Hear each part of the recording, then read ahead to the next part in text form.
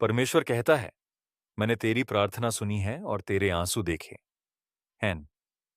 जब हम सच्चे मन से परमेश्वर को पुकारते हैं तो वह हमारी हर पुकार को सुनता है और हमारी पीड़ा को जानता है।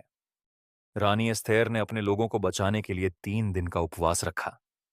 उसने अपनी सहेलियों के साथ मिलकर परमेश्वर से प्रार्थना की और कहा, यदि मैं नाश हो जाऊं तो हो जाऊं।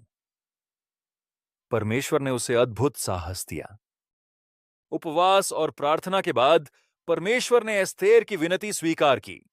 जो दिन शोक के थे वही दिन आनंद में बदल गए। यहूदियों के जीवन में खुशी, सम्मान और विजय आ गई। बाइबल कहती है, धन्य हैं वे जो शोक करते हैं, क्योंकि वे शांति पाएंगे। कभी कभी आंसू ही उस आनंद का मार्ग बनते हैं जिसे परमेश्वर हमारे जीवन में लाना चाहता है।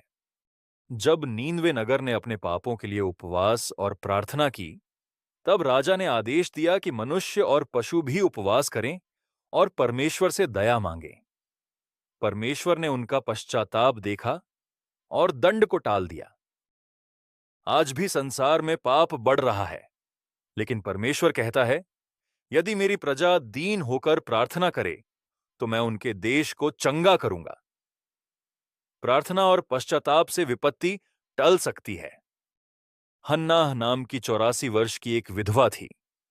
वह दिन रात उपवास और प्रार्थना करके परमेश्वर की सेवा करती थी। उसका जीवन हमें सिखाता है कि परमेश्वर के साथ समर्पण की कोई उम्र नहीं होती। कई लोग सोचते हैं कि उपवास केवल पुराने समय की परंपरा है, लेकिन यीशु ने कहा, जब तुम उपवास करो, इसका अर्थ है कि उपवास आज भी विश्वासियों के जीवन का एक महत्वपूर्ण आत्मिक अनुशासन है। महान मसीही लेखक ऑसवाल्ड चैम्बर्स ने कहा, उपवास का अर्थ है परमेश्वर पर अपना ध्यान केंद्रित करना। जब हम उपवास करते हैं तो हमारा मन और हृदय परमेश्वर के और निकट हो जाता है।